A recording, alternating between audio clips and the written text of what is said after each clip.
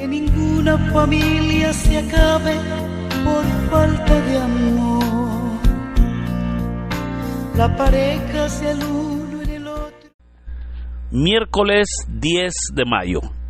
Hermanos, qué bendición el poder compartir el mensaje de la bendita palabra de Dios en este día muy especial para nuestro país, en el cual celebramos el Día de las Madres.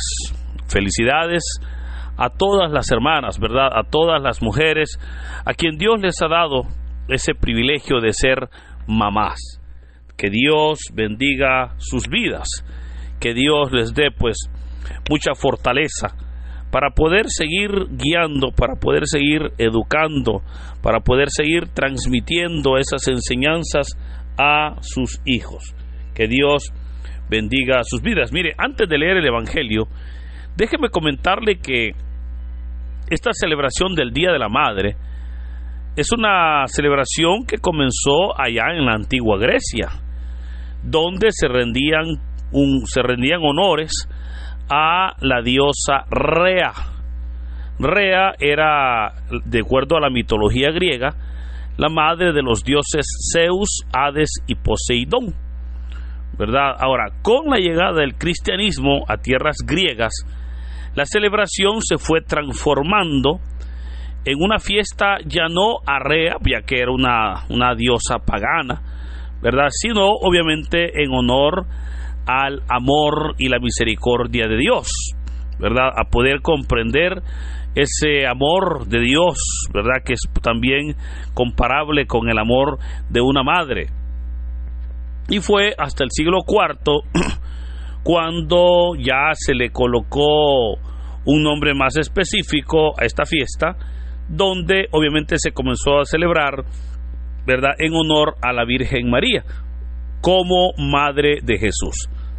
Ahora, se inició esta celebración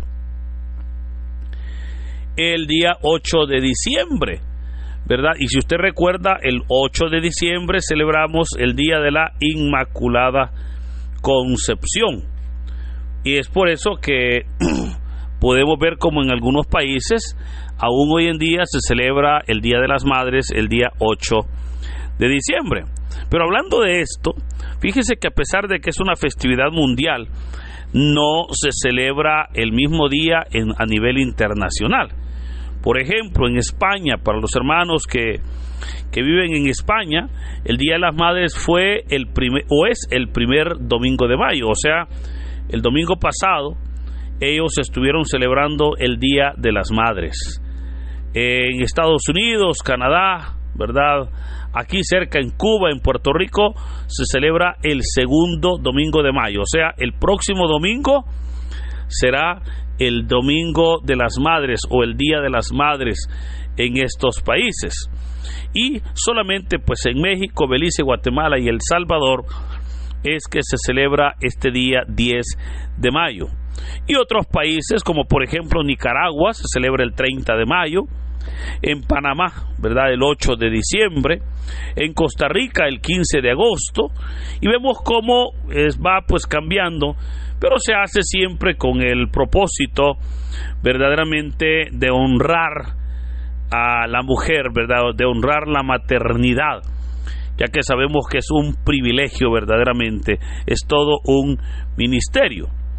Un hijo, hermanos, nunca alcanza a devolver ese esfuerzo, ese sacrificio a una madre.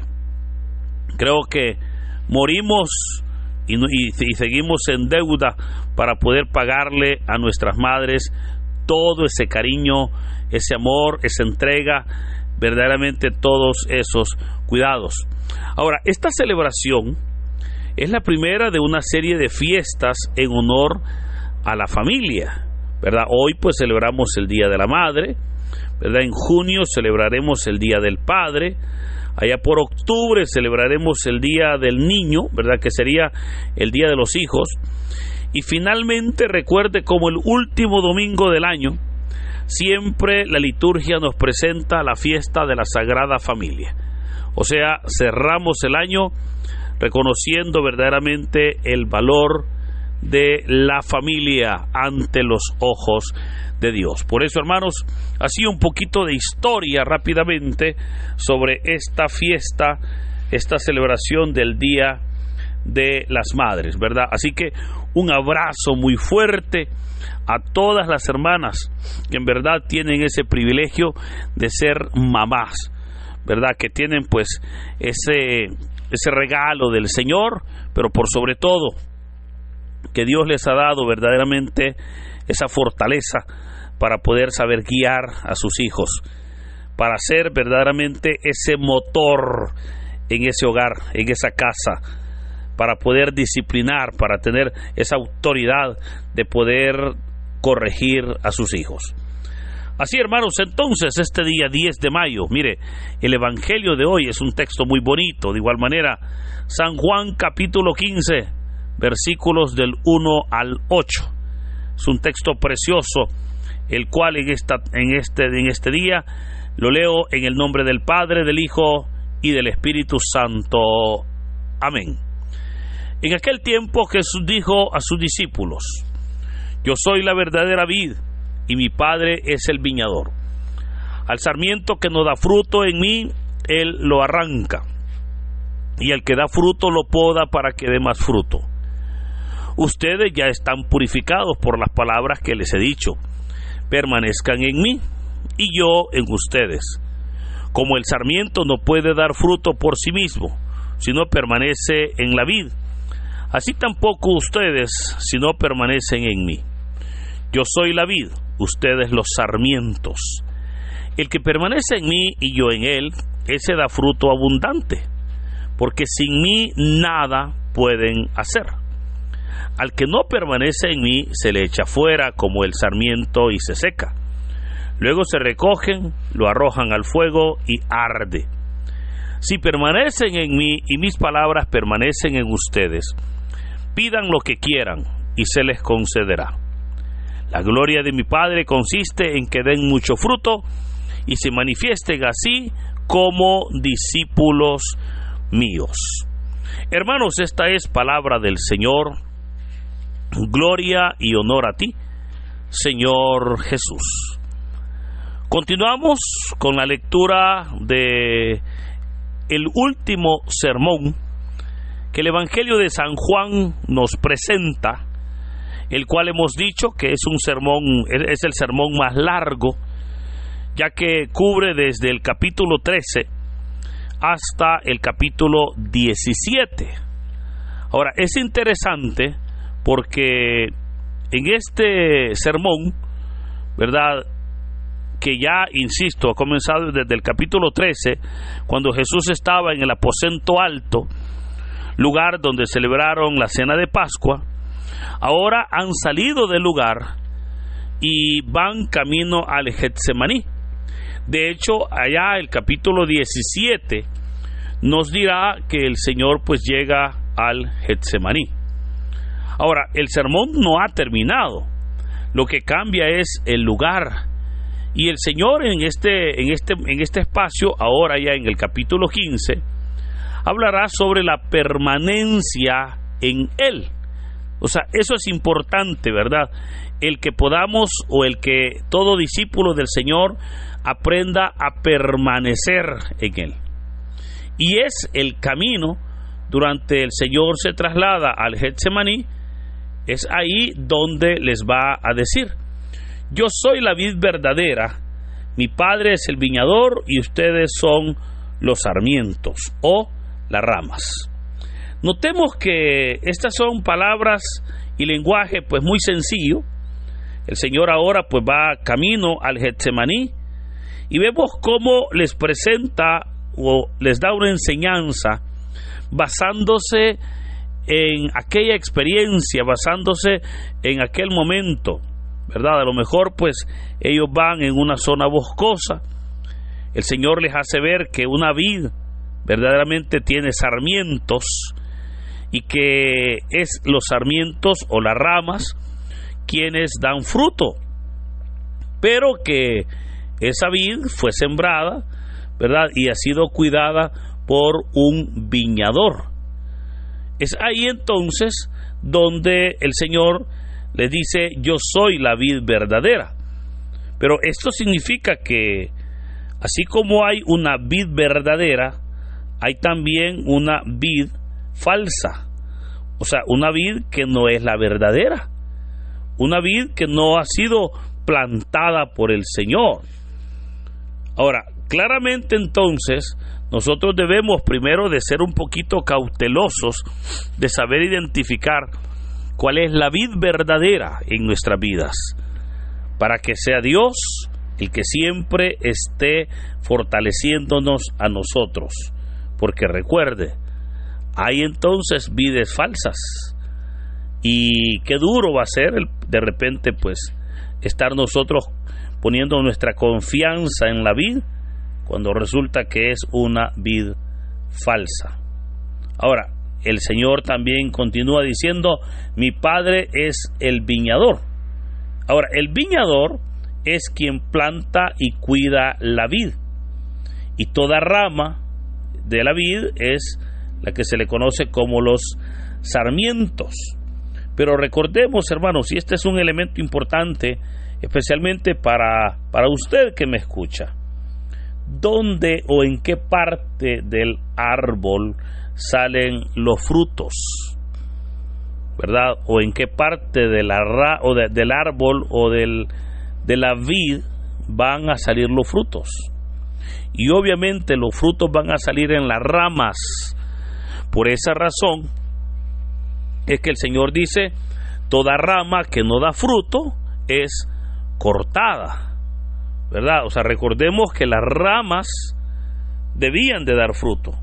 Ahora, hoy en día, hermanos, nosotros somos ramas del tronco que es Jesús. Y el Señor dice que debemos nosotros de dar fruto.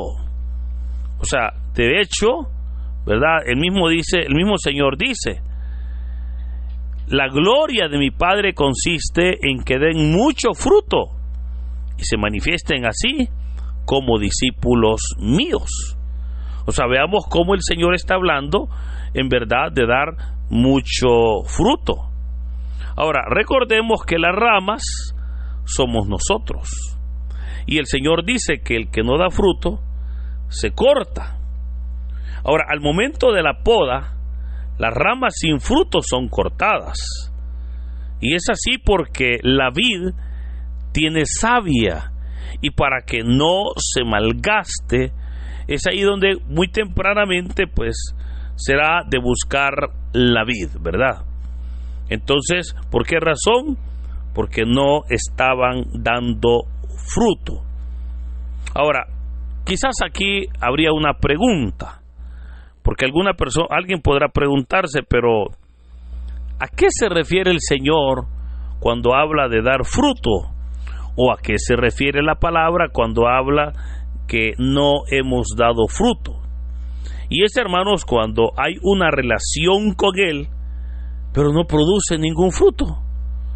O sea, no produce ningún efecto en los demás.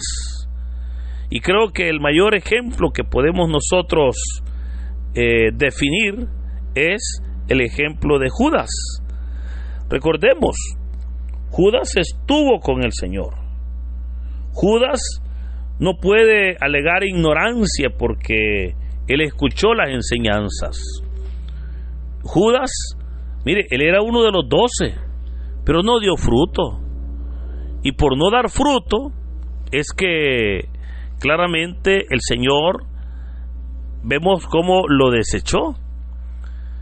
Ahora, hoy en día, por esa razón, va a decir el Señor: como el sarmiento no puede dar fruto por sí mismo, sino permanece en la vid, así como permanecen en mí, porque sin mí nada podéis hacer.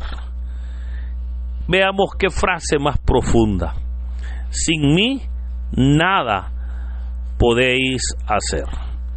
Esta es una verdad que nosotros debemos de responder. ¿Cuántas veces el ser humano ha querido o ha creído que se siente fortalecido Pero sabemos nosotros que si confiamos en nuestras propias fuerzas, no podremos, eso es mentira, ¿verdad? Por eso dijo al Señor que nos es necesario verdaderamente tenerlo a Él en nosotros. Ahora, el versículo 7 del texto que hoy hemos leído nos dice verdaderamente una frase muy importante, y veamos que nos dice: si permanecéis en mí y mis palabras permanecen en ustedes, pidan lo que quieran y se les concederá. Ahora veamos cómo este versículo tiene abundantes promesas. Ahora, antes de meditar sobre el versículo, hermanos, yo siempre he creído que en nuestra sociedad hoy en día conocer de Dios eso es fácil, ¿verdad? Basta con que nosotros pues podamos tener verdaderamente ese poquito de interés, porque hoy, mire, hoy es fácil conocer al Señor. La palabra de Dios se está predicando en los buses, en los parques, en las carreteras, se está predicando por las redes sociales, por la internet, por la televisión, por la radio, por la prensa. O sea, hay una infinidad de maneras como la palabra de Dios se está predicando. Entonces yo siempre he creído que conocer a Dios en nuestra cultura no es difícil, es fácil, ¿verdad? Porque en cualquier lugar donde usted vaya, usted va a encontrar palabra de Dios. El gran reto, hermanos, no es conocerlo, sino seguirlo. El gran reto es permanecer en el llamado, permanecer en el compromiso. Ese es el gran reto. Porque nosotros debemos de comprender que la permanencia es la que hará de nosotros verdaderamente seamos fortalecidos. No, si de repente usted llega una vez al año, lo van a tratar bien, probablemente. Pero la permanencia en Cristo, eso es, en verdad, lo que nosotros necesitamos. Y usted podrá preguntarse, ¿verdad? Ya para ir terminando este audio, ¿cómo hago para permanecer en Cristo? Y hay 3 cosas, querido hermano, que a usted le van a ayudar muchísimo. Número 1, la oración. Es importante que nosotros clamemos pidiendo verdaderamente fuerzas, pidiendo salud, pidiendo bendiciones. Pero obviamente se hace a través de la oración. El segundo punto muy importante que nos ayuda a la permanencia es la lectura de la palabra de Dios. La palabra de Dios dice que es útil, toda palabra es buena y útil para enseñar. Pero notemos que es importante la lectura de la palabra porque nos da conocimiento, ¿verdad? La lectura de la palabra de Dios nos ayuda a crecer en sabiduría, nos ayuda a aprender, ¿verdad? Por eso es que es importante que nosotros verdaderamente leamos la palabra de Dios. Y el tercer elemento, que también es importantísimo en su vida, es el que ellos puedan congregarse. ¿Qué implica congregarse? Bueno, de repente ir, ¿verdad?, a una iglesia. Si no le gusta, pues busque una donde usted se sienta bien. Probablemente va a estar más retirado de su casa, pero lo importante es que usted se sienta bien, ¿verdad?, para poder alabar y glorificar a Dios. Ante eso, hermanos, creo que hoy, por sobre todo, podemos nosotros verdaderamente declarar que Dios ha sido bueno, que su misericordia ha estado con nosotros. Por tal razón debemos de permanecer en Cristo, permanecer en el Señor. Debemos nosotros de orar por nuestras familias y por cada uno de los hermanos, para que en su gran misericordia pueda el Señor restaurar nuestra vida. Hermanos, que en este hermoso día, Día de las Madres, Dios bendiga a todas las madrecitas, pero que sea Dios derramando su gracia y su bendición sobre nosotros, en el nombre del Padre, del Hijo y del Espíritu Santo. Amén. Muchísimas gracias. Dios les bendiga. Amén. Bendecido Señor la mía también. Bendecido, Señor, las familias. Amén.